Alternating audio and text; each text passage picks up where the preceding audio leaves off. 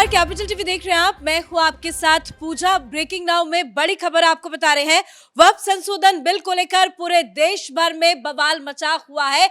लोकसभा से ये bill pass हो चुका है और आज बारी राज्यसभा की है। उम्मीद है कि आज भी वक्फ संशोधन बिल राज्यसभा से पास हो जाए, लेकिन इस बिल को लेकर विरोध भी लगातार हो रहा है। विपक्षी पार्टियां लगातार इस बिल पर विरोध जता रहे हैं, तो दूसरी तरफ मुस्लिम पर्सनल लॉ बोर्ड ने पूरे देश भर में विरोध प्रदर्शन करने का ऐलान किया है और उनका यह भी कहना है कि वो सुप्रीम कोर्ट तक भी जाएंगे।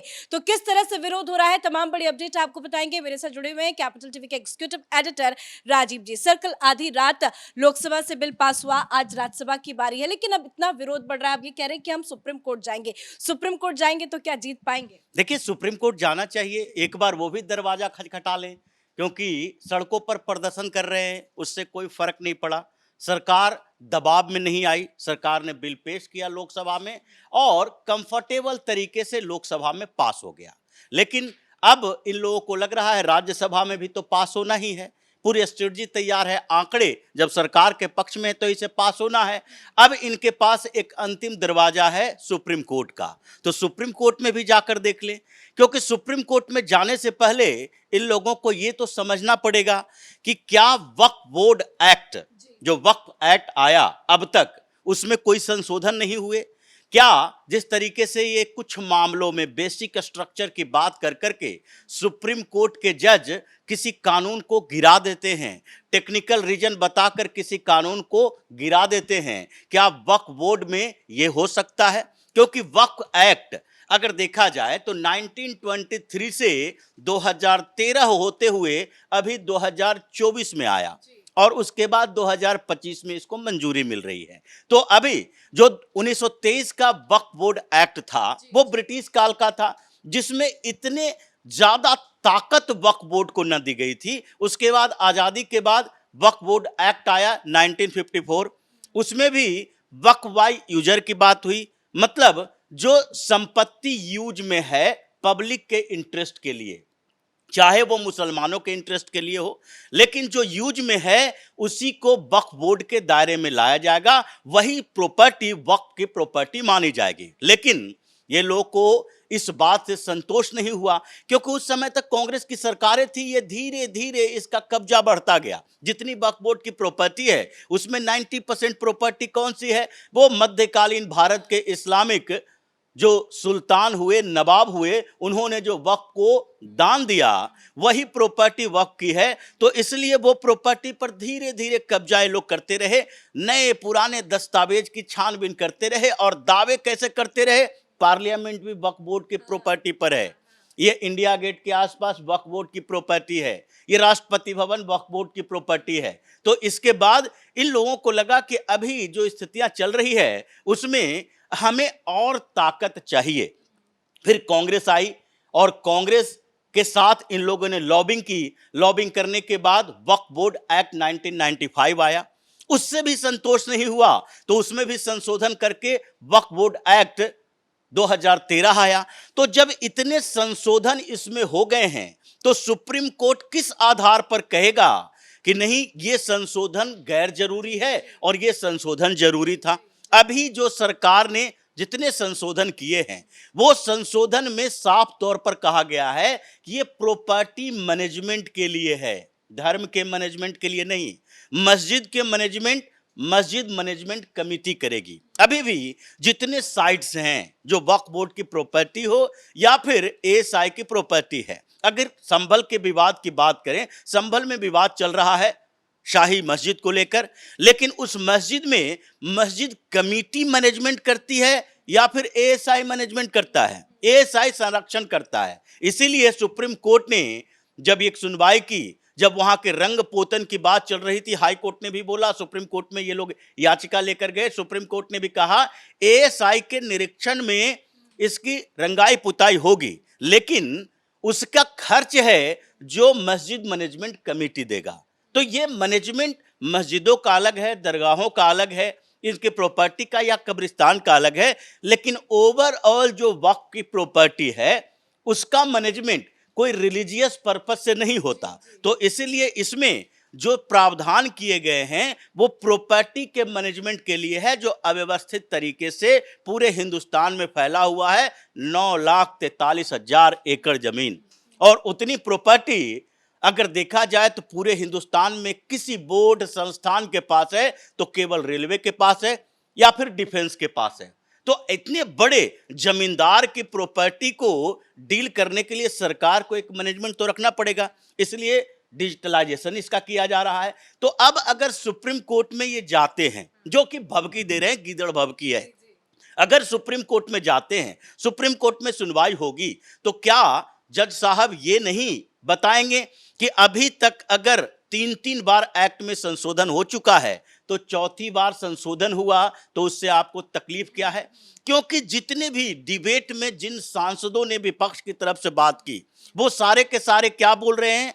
बोल रहे हैं भारतीय जनता पार्टी माइनॉरिटी के खिलाफ काम कर रही है, मुसलमानों के खिलाफ काम कर रही है, एक कम्युनिटी को टारगेट किया जा रहा है। ये कभी भी वक्फ बोर्ड संशोधन विधेयक के उन प्रावधानों पर चर्चा नहीं करते जिन प्रावधानों में साफ तौर पर कहा गया है कि ये प्रॉपर्टी के मैनेजमेंट में सरकार की भूमिका क्यों होनी चाहिए। अगर ये पक्ष में या विपक्ष में तर्क इनके पास होता तो ये बात करते कि मैनेजमेंट कमेटी या फिर वक्फ बोर्ड में जो गैर मुस्लिमों को मैनेजमेंट में जगह दी गई है या डिस्ट्रिक्ट कलेक्टर को जो इसके विवादों के समाधान के लिए डिप्यूट किया गया है, ये गलत है, ऐसा नहीं होना चाहिए। ये नहीं है, बल्कि सीधे तौर पर है ये मुसलमानों का मुद्दा है, ये मुसलमानों के धार्मिक भावनाओं के खिलाफ नहीं जाना चाहिए, धार्मिक स्वतंत्रता का अधिकार है। तो ये सारे तर्क सुप्रीम कोर्ट में नहीं चलते। सुप्रीम कोर्ट में आपको तथ्य और आंकड़े देने पड़ेंगे। और अभी जो स्थिति सुप्रीम कोर्ट की है या हाई कोर्ट की है, जिस तरीके से एनजेएसी पर सवाल उठ रहे हैं, ये हो रहा है कि जजों का अपॉइंटमेंट कैसे होता है, तो ऐसे में लगता नहीं है कि सुप्रीम कोर्ट अपने ही मुद्दे में इतनी गिरी है कि कोई भी ऐसा फैसला नहीं दे सकती जो सरकार जिसको चैलेंज करने के लिए जुडिशियरी में ही जुडिशियल रिफॉर्म लाने को मजबूर हो जाए। सुप्रीम कोर्ट एंटरटेन करने के बिल्कुल मूड में नहीं है। अगर ये सुप्रीम कोर्ट जाते हैं तो उन्हें बड़ा झटका ही लगेगा। सर, आज की कुछ ताजा तस्वीरें अपने दर्शकों को दिखाते हैं। जरा देखिए, उत्तर प्रदेश के अलग अलग जगहों से कई तस्वीरें आई हैं। लखनऊ की तस्वीर आपको दिखा रहे हैं और साथ ही हैदराबाद से लेकर तमाम अलग अलग राज्यों से कई तस्वीरें आई है सर, जहां पे कई मुस्लिम संगठन के लोग सड़क पे उतर आए हैं और उन्होंने विरोध प्रदर्शन की शुरुआत कर दी और यही सब कह रहे हैं कि कोर्ट जाएंगे, लड़ाई लड़ेंगे मोदी सरकार के खिलाफ। ये लोग गालियां भी दे रहे हैं। देखिए, अगर इनको लड़ाई लड़नी है तो कानूनी तरीके से लड़ाई लड़े।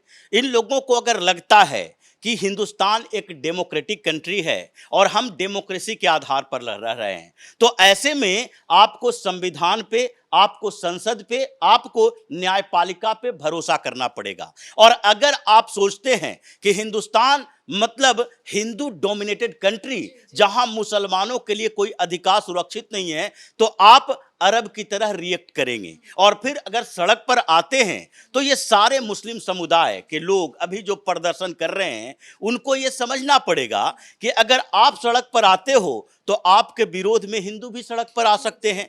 ये सीए जैसी व्यवस्था नहीं है। ये सीए में जिस तरीके से कई ऐसे नेता कार्यकर्ता इन पार्टियों के थे जो सड़क पर आए और मुसलमानों के भीड़ में ये भी शामिल हो गए। इस मुद्दे पर अगर समाजवादी पार्टी संसद में विरोध कर रही है, कांग्रेस संसद में विरोध कर रही है, तो समाजवादी पार्टी की ये औकात नहीं है कि उत्तर प्रदेश में घूम घूम कर अखिलेश यादव वक्फ बोर्ड संशोधन विधेयक के खिलाफ ये नारेबाजी करे, प्रदर्शन करे, आंदोलन करे। ये कांग्रेस के किसी नेता की औकात नहीं है। कांग्रेस के तो नेताओं में देखिए राहुल गांधी जैसे लोग बोलने से भी हिचकने लगे, प्रियंका वाड्रा को भी बोलने का मौका नहीं मिला। तो ऐसी स्थितियां पैदा हो गई है कि अगर मुस्लिम कम्युनिटी सड़क पर समाधान चाहता है तो उसके लिए भारतीय जनता पार्टी की सरकार है, पुलिस की व्यवस्था है। और हिंदू भी अभी ऐसे मोड में आ गए हैं कि अगर तुम सड़क पर समाधान करना चाहते हो तो हम भी सड़क पर उतरने कुछ मुस्लिम समुदाय के लोग तो ऐसे भी हैं जो सड़कों पे उतरे हैं और मोदी सरकार का धन्यवाद दे रहे हैं, पीएम मोदी को थैंक यू कह रहे हैं बिल को लेकर। देखिए, इसमें कोई दो राय नहीं है कि मुसलमानों के बीच भी कुछ कंफ्यूजन वक्फ बोर्ड संशोधन विधेयक को लेकर है, लेकिन जो भी इसके समर्थन में आ रहे हैं उसके अपने इंटरेस्ट अभी सामने नहीं आए हैं। इंटरनली तौर पर कौन विरोध कर रहा है, कौन समर्थन कर रहा है, ये बाहर की चीजों से आकलन करना बड़ा मुश्किल है। अंदर से ये क्या चाहते हैं, कुछ मौलाना, कुछ मुस्लिम लीडर इसके समर्थन में कुछ लोगों को साथ में ला सकते हैं। भारतीय जनता पार्टी का भी अल्पसंख्यक मोर्चा है, ये भी देख सकते हैं। जो मोदी गिफ्ट दे रहे थे ईद पर, ये अल्पसंख्यक मोर्चा वाले 35 लाख घरों तक पहुंचाने की बात कर रहे थे। तो ये अल्पसंख्यक मोर्चा के ऊपर जो सवाल उठ रहा है कि भाई भारतीय जनता पार्टी के ये मुस्लिम मोर्चा रखने की क्या जरूरत है, जब आपका एक भी मुसलमान वोट ही आपके पक्ष में नहीं देता, तो इतने बड़ा संगठन पार्टी के अंदर चलाने की क्या जरूरत है। तो इन लोगों के भी कुछ दिखाने की जरूरत पड़ेगी अपने आप को सरवाइव करने के लिए। तो जो स्थितियां अभी पैदा हुई है उसमें यह विश्वास नहीं किया जा सकता कि वो मुस्लिम लीडर वक्फ बोर्ड के विरोध में है, ये जो अमेंडमेंट आया है, और वो इसके समर्थन में है। क्योंकि संसद के अंदर अभी लोकसभा में 24 मुस्लिम सांसद हैं, और एक भी सांसद अगर खड़ा होकर लोकसभा में ये बोलता कि नहीं, वक्फ बोर्ड अमेंडमेंट बिल जो आया है वो मुसलमानों के हितों में है, मुसलमान के हित के विरोधी नहीं है, एक भी बोलने के लिए तैयार नहीं है। यहां तक कि ओवैसी की बात करें, मुसलमानों की राजनीति करते हैं, एक शब्द इस पर नहीं बोला कि इसमें कुछ अच्छे प्रावधान भी हैं, कुछ अमेंडमेंट करने की जरूरत है। जेपीसी का मेंबर तो ओवैसी भी था, इसलिए इन लोगों के ऊपर विश्वास नहीं किया जा सकता। तो बिल फाड़ने की बात करते कि सचमुच में ये आ रहे हैं, बिल फाड़ने की बात कर रहे हैं। काला कानून है, गांधी ने भी ऐसा किया था, गांधी ने साउथ अफ्रीका में ऐसा किया था, हिंदुस्तान में ऐसा किया था। ये स्वतंत्रता आंदोलन की बात थोड़ी है, ये उस समय ब्रिटिश काल की बात नहीं है। वहां पर आप जैसे लोगों को रिप्रेजेंट करने का मौका नहीं देता था, और न संसद के अंदर आप जैसे हिंदुस्तान के लोग होते थे। तो ऐसे में बिल फाड़ो, उसके खिलाफ प्रदर्शन करो, ये अलग बात है। जब अभी संसद आपको रिप्रेजेंटेशन का अधिकार देता है, जो आप जीत कर आएंगे वो अंदर जाकर उस पर चर्चा कर सकते हैं। तो जब यही हंगामा करना था तो जेपीसी की क्या जरूरत थी? यही हंगामा करना था तो फिर इस मुद्दे को वहीं पर खत्म कर देते कि भाई जैसे पास करना है पास करो, हम लोग हंगामा ही करेंगे। अब एजेंडा एक्सपोज हो गया है, क्योंकि इन लोगों की प्रॉपर्टी जो लाखों एकड़ में है, धीरे धीरे एक एक करके डिस्ट्रिक्ट मजिस्ट्रेट सील करने वाले हैं, और इसी की बौखलाहट दिखाई पड़ रही है। धन्यवाद सर अपडेट के लिए। और वैसे भी किरण रिजिजू एक बार नहीं कई बार कह चुके हैं कि जेपीसी में इस बिल को लेकर व्यापक चर्चा हुई है, सभी से सुझाव लिया गया है, सभी से सुझाव लेकर बातचीत करके पूरी रणनीति बनाकर ही इस बिल को लाया गया है। लेकिन इसके बावजूद भी विपक्ष लगातार विरोध कर रहा है। लेकिन बड़ी खबर यही है कि अब विपक्षी पार्टियों ने यह प्लान बनाया है कि वो सुप्रीम कोर्ट का रुख करेंगे। तो देखना दिलचस्प होता है कि सुप्रीम कोर्ट से उनको क्या कुछ रिस्पांस मिलता है। लेकिन जो समझ में आ रहा है उससे यही है कि अगर मुस्लिम संगठन के लोग सुप्रीम कोर्ट जाते हैं, सुप्रीम कोर्ट का दरवाजा खटखटाते हैं, तो वहां से भी उन्हें बहुत बड़ा झटका लगेगा। इस बड़ी खबर में मेरे साथ फिलहाल इतना ही। कैमरा पर्सन अशोक के साथ मैं पूजा, कैपिटल टीवी।